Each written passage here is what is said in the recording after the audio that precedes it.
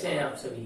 जैसा कि पिछली वीडियो में आप सब लोग जानते हैं, हम लोग रिफ्रैक्शन ऑफ लाइट के पार्ट को कंप्लीट कर चुके हैं, जो कि एनसीईआरटी के अकॉर्डिंग हमारा चैप्टर नंबर 10 है। तो according to NCERT of class 10th हम लोग अपने चैप्टर नंबर 10 को बहुत इजीली कंप्लीट कर चुके हैं। And as you all know, जो हमारा नेक्स्ट चैप्टर है वो चैप्टर है बेटा human eye and the colourful world. But जैसे कि आप लोगों के लिए सीबीएसई ने धमाका सेल निकाली है, जिसमें उन्होंने क्या किया है, 30% सिलेबस कम कर दिया है और आप लोगों के मजे आ गए हैं। उसमें आप लोग जानते हैं जो ह्यूमन आई चैप्टर है उसमें ऑलमोस्ट 30% पार्ट पोर्शन, मैं तो बल्कि कहूंगा 50% पोर्शन उन्होंने स्टार्टिंग का क्या कर दिया है, कट कर दिया है आप लोगों के लिए। तो अब ये जो चैप्टर है आप लोगों का स्टार्ट होता है refraction of a light through a prism वाले टॉपिक से। एनसीईआरटी में बच्चों जहां भी refraction of light through a prism लिखा हो वहां से ही ये चैप्टर स्टार्ट होता है। इससे पहले का पोर्शन आप लोगों के लिए सीबीएसई वालों ने रिमूव कर दिया है। पर अगर आप लोग चाहते हैं कि ये पोर्शन भी मैं पढ़ाऊं तो आप लोग कमेंट बॉक्स में मुझे कमेंट करके बता सकते हैं और मैं उसके ऊपर भी आपके लिए वीडियो बना दूंगा। खैर, फिर भी हम लोग refraction of a light through a prism से शुरू करते हैं आप लोगों का आज का टॉपिक। इससे पहले आप लोगों को बता दूं रिफ्रैक्शन क्या होता है, ये सब जानते हैं। Whenever the light passes from one medium to another medium, that is either it will pass from rarer to denser or denser to rarer, it will refract or we can say it will bend or changes its path, अपना path वो change करेगी। ऐसा हमने पढ़ा था। आप लोगों को एक वर्ड याद हो अगर, ग्लास स्लैब। बच्चों ग्लास स्लैब क्या होती है ये आप अभी स्क्रीन पे देख सकते हैं। मैं आप लोगों के लिए एक फोटो शेयर कर दूंगा, स्क्रीन पे आप लोग डाउन में देख सकते हैं कि ग्लास स्लैब क्या होती है। ग्लास स्लैब के थ्रू रिफ्रैक्शन क्या होता है, पहले मैं ये बताना चाह रहा हूं आपको। एक छोटा सा टॉपिक है, बहुत जल्दी से। ये ग्लास स्लैब है, आप देख सकते हैं, और ये ग्लास स्लैब का ये मीडियम डेंसर है, ग्लास का है, और ये रेयर है, एयर का मीडियम है। ये इंसिडेंट रे है, ये नॉर्मल रे है, और ये आपकी रिफ्रैक्टेड रे है। ये इंसिडेंट एंगल है, ये आपका रिफ्रैक्टेड एंगल है, और ये आपकी नॉर्मल रे है, ये आपकी रिफ्रैक्टेड रे है, ये आपकी एमरजेंट रे है। कौन सी रे है बच्चों, एमरजेंट रे है। ये कौन सा एंगल है, एमरजेंट एंगल है। ये नॉर्मल है। यहाँ ये एंगल और ये एंगल आपस में क्या होंगे, इक्वल होंगे, दोनों रिफ्रैक्टेड एंगल कहलाएंगे आप लोगों के। ये बात आप ध्यान से समझेंगे। अगर मैं इस लाइट को ऐसे प्रोड्यूस करता हूं स्ट्रेट, तो इन दोनों के बीच का जो परपेंडिकुलर डिस्टेंस होता है उसे मैं लेटरल डिस्प्लेसमेंट कहता हूं। और यही फिनोमिना और यही कंसेप्ट है ग्लास स्लैब के थ्रू रिफ्रैक्शन का। ऑल्दो रिफ्रैक्शन में दूसरे टाइप के सब्सटेंस के साथ दूसरे टाइप के ऑब्जेक्ट से भी कर सकता हूं, जिसका क्या नाम है बच्चों, प्रिज्म। क्या नाम है, प्रिज्म के थ्रू भी हम रिफ्रैक्शन कर सकते हैं। क्यों, क्योंकि प्रिज्म जो बनता है वो ग्लास मटेरियल का बनता है, और अगर रे उससे पास होगी तो पक्का वो रेयर से किधर की तरफ जाएगी, डेंसर की तरफ। किधर की तरफ जाएगी, डेंसर मीडियम की तरफ। तो सबसे पहले जो हमें समझना है वो ये है कि प्रिज्म क्या होता है बच्चों। प्रिज्म क्या है, सबसे पहले ये समझेंगे। प्रिज्म एक ट्रांसपेरेंट रिफ्रैक्टिंग मीडियम है। प्रिज्म क्या है, एक ट्रांसपेरेंट रिफ्रैक्टिंग मीडियम है, जो कि बाउंड होता है दो प्लेन सरफेसेस से, और वो दोनों प्लेन सरफेसेस एक दूसरे के ऊपर इंक्लाइंड होती हैं। जैसे कि ये कोई दो प्लेन सरफेसेस हैं, अगर इन प्लेन सरफेसेस को मैं किसी एंगल पर एक दूसरे के ऊपर इंक्लाइंड करवा दूं, ये प्लेन सरफेस को ऐसे इंक्लाइंड करा दूं, तो यही सरफेस जो मुझे दिखती है यही क्या कहलाती है, प्रिज्म कहलाती है। बच्चों क्या कहलाती है, प्रिज्म। एक्चुअल में जो प्रिज्म की शेप होती है आप जो देखते हैं वो कुछ इस तरीके की होती है बच्चों।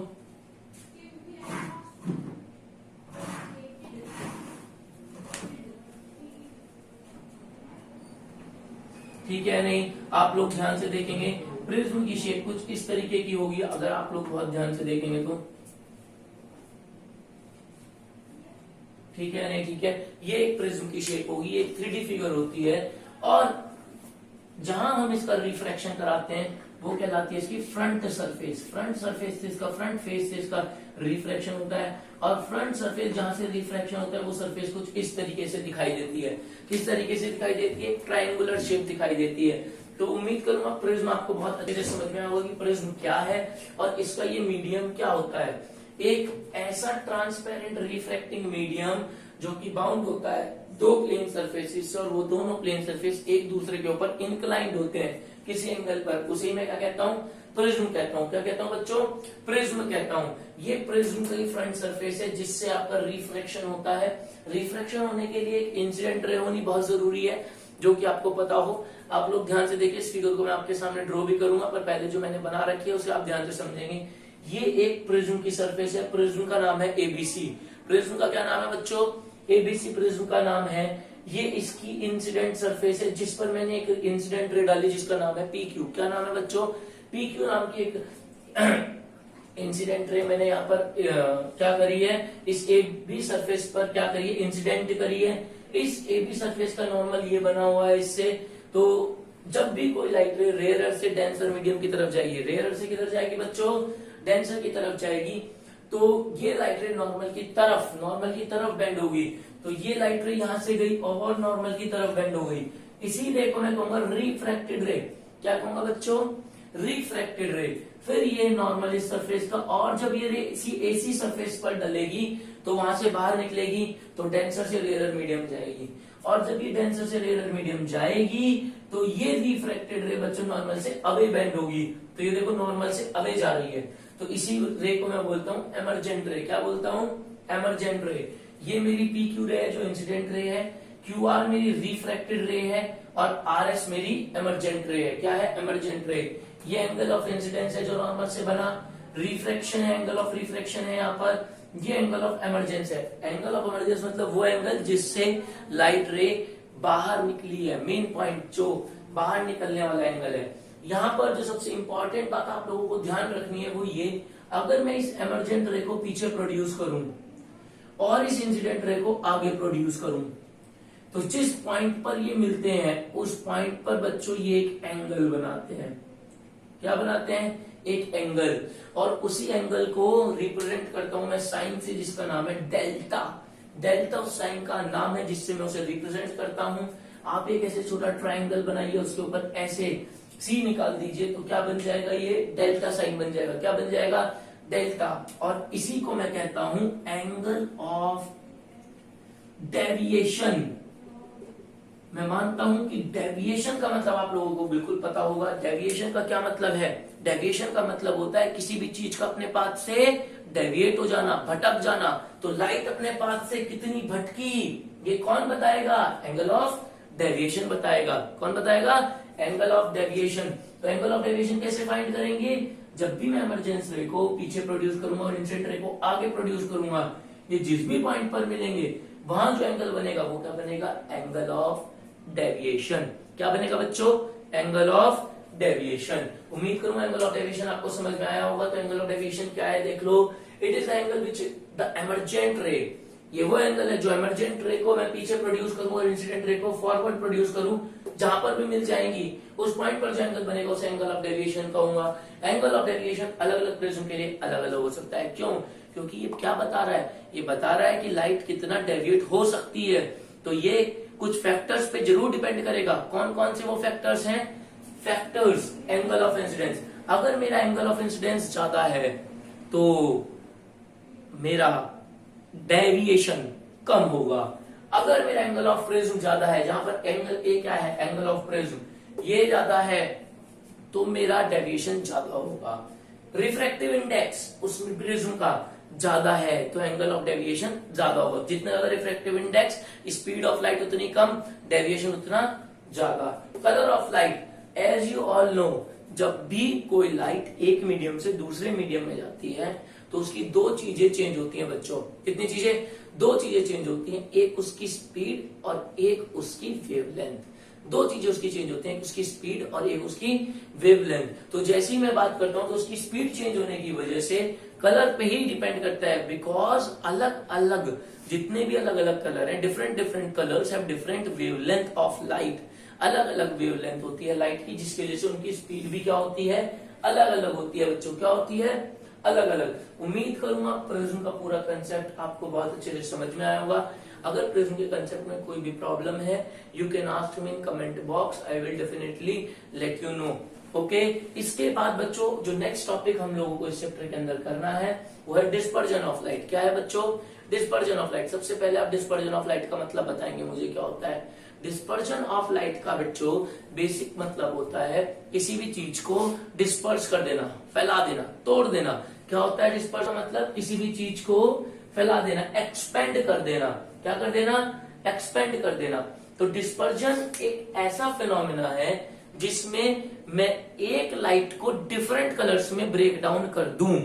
The phenomena of splitting of light, the phenomena of splitting of light into its 7 color, into its 7 color, 7 रंग में, 7 रंग का इंद्रधनुष, समझ रहे हो, रेनबो, ठीक है। तो 7 रंग के कंपोनेंट स्पेक्ट्रम में अगर मैं लाइट को ब्रेक कर देता हूं किसी भी रिफ्रैक्शन के थ्रू, तो यही क्या कहलाता है, dispersion of light. Dispersion of light समझ में आया क्या है बच्चों, डिस्पर्जन ऑफ लाइट ध्यान से सुन लो।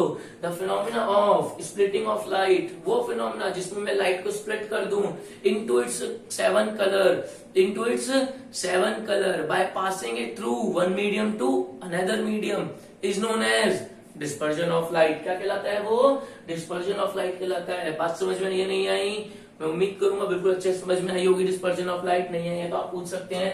तो देखिए जो हमारी व्हाइट लाइट होती है बेटा, व्हाइट लाइट जो है ये एक कॉम्बिनेशन है। क्या है, कॉम्बिनेशन है। किसका कॉम्बिनेशन है, 7 कलर्स का।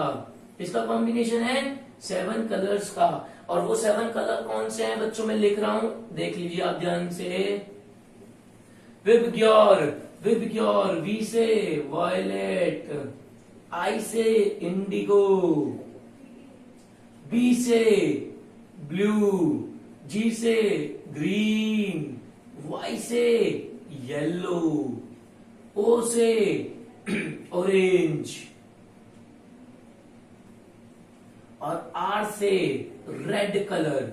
सो these are the colours of which colour light, these are the colours of white light. एक व्हाइट लाइट इन सभी कलर्स का क्या होती है बच्चों, कॉम्बिनेशन होती है। और जब भी ये व्हाइट लाइट किसी एक मीडियम से दूसरे मीडियम में जाती है तो ये अपने आप को ब्रेक डाउन जरूर करती है। इसका क्या रीजन है, क्योंकि अलग अलग कलर की अलग अलग स्पीड और वेवलेंथ होती है मीडियम में, जिसकी वजह से ये लाइट क्या हो जाती है, ब्रेक डाउन हो जाती है अपने 7 कंपोनेंट्स में। अगर इतना आप लोगों को अच्छे से समझ में आया तो सबसे पहले मैं आप लोगों को बता दूं, प्रिज्म की एक अच्छी सी फोटो आपकी स्क्रीन पर चल रही होगी, आप उसे ध्यान से देख सकते हैं। इसके बाद में डिस्पर्जन ऑफ लाइट आप लोगों को समझा देता हूं कि डिस्पर्जन ऑफ लाइट क्या है। ये डिस्पर्जन ऑफ लाइट अगर मैं आपको समझा दूं तो ध्यान से देखेंगे आप सभी लोग, ये क्या होता है डिस्पर्जन ऑफ लाइट। देखो ये आप लोगों ने देख लिया होगा, ठीक। देखो बच्चों डिस्पर्जन ऑफ लाइट, कैसे हम डिस्पर्जन ऑफ लाइट को समझते हैं, आप लोग ध्यान से देखेंगे। ये आपका एक प्रिज्म है, ये क्या है आपका एक प्रिज्म है, और यहां से आपके पास एक लाइट है, ये इंसिडेंट रे है। ये प्रिज्म के ऊपर एक नॉर्मल रे है, ये एंगल ऑफ इंसिडेंस है। जैसे ये व्हाइट लाइट यहां पर आएगी, ये व्हाइट लाइट यहां पर 7 कलर्स में ब्रेक होगी। कितने कलर्स में ब्रेक होगी बेटा, 7 कलर्स में, 3, 4, 5, 6 एंड 7। ये 7 कलर्स में ब्रेक होगी लाइट, और यहां इस सरफेस पर अलग अलग नॉर्मल्स बनेंगे सबके। तो जैसे आप अलग अलग नॉर्मल्स बनाएंगे तो आप लोग पाएंगे कि ये क्योंकि डेंसर से रेयर जा रही है तो ये अलग बेंड होगी या नहीं। तो अगर आप इसे एक स्क्रीन पर ऑब्टेन करते हो तो ये बनता है विबग्योर। क्या बनता है, विबग्योर बनता है, प्रॉपर पैटर्न बनता है बच्चों विबग्योर का। ठीक है नहीं, ठीक है, तब मैं उम्मीद करूंगा आपको बहुत अच्छे से समझ में आया होगा। और अगर आप इन सभी को पीछे प्रोड्यूस करते हो और इस इंसिडेंट रे को आगे की तरफ प्रोड्यूस करते हो तो यहां पर बनेगा, क्या बनेगा, एंगल ऑफ डेविएशन। और ये एंगल ऑफ डेविएशन अलग अलग लाइट के लिए अलग अलग होगा, क्योंकि यहाँ पर वायलेट सबसे ज्यादा नीचे जा रही है, तो इसके केस में जो एंगल ऑफ डेविएशन होगा वो सबसे ग्रेटर होगा। तो इसका मतलब है जो इसकी स्पीड ऑफ लाइट होगी वो सबसे स्लो होगी, और इसके केस में जो डेल्टा होगा वो सबसे लेसर होगा।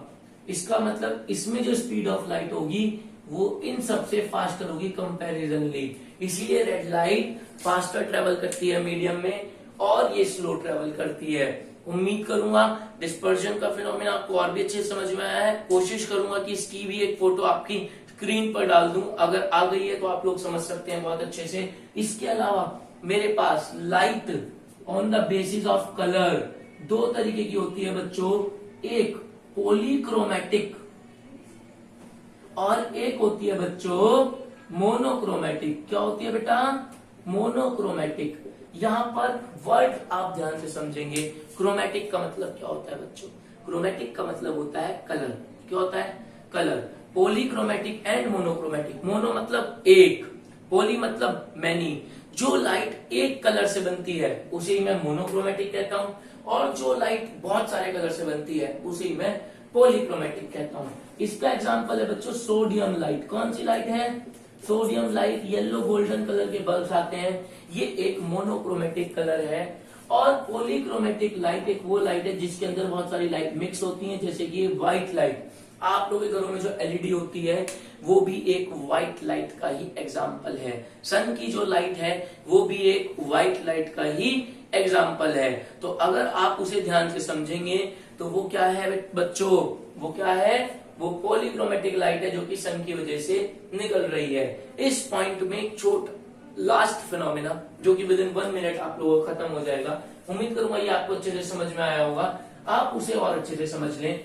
अगर मैंने जैसे आपको स्टार्टिंग में वीडियो के क्या बताया था, ग्लास स्लैब। ग्लास स्लैब को बच्चों, अगर मैं इस ग्लास स्लैब को कुछ इस तरीके से देखूं, आप लोग मुझे बताएंगे जरा, इस ग्लास स्लैब को अगर मैं कुछ इस तरीके से देखता हूं तो क्या ये ग्लास स्लैब एक कॉम्बिनेशन नहीं दिखाई दे रहा दो प्रिज्म का?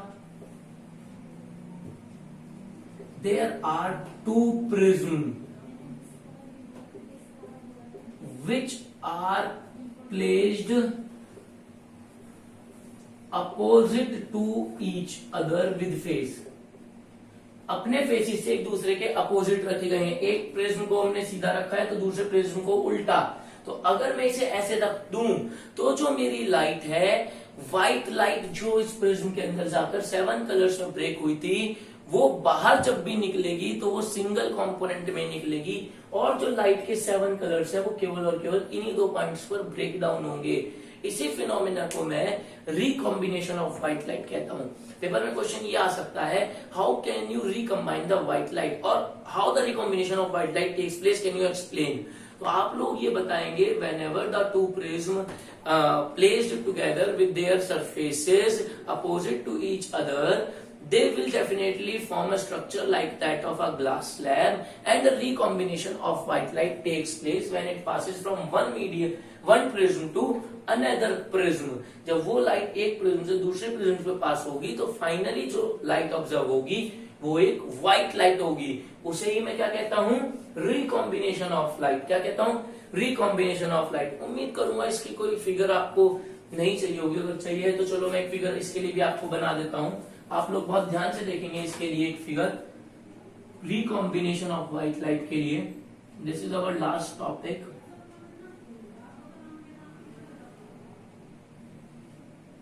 This is what is it? This is your normal. This is what the light rays come, and this is how they goes. And it will behave like a what? It will behave like a glass slab. It will behave like a glass slab की तरह behave करेगा। उम्मीद करूंगा कि जो prism का concept है आप लोगों को बहुत अच्छे से क्लियर हुआ होगा। इस चैप्टर में जो हम लोग नेक्स्ट टॉपिक करेंगे वो एटमॉस्फेरिक रिफ्लेक्शन करेंगे। इसके अलावा अगर आपको कुछ पूछना है तो आप मुझे कमेंट सेक्शन में बता सकते हैं। Do like, share and subscribe the video. आप लोगों का सपोर्ट बहुत जरूरी है बच्चों। Thank you guys.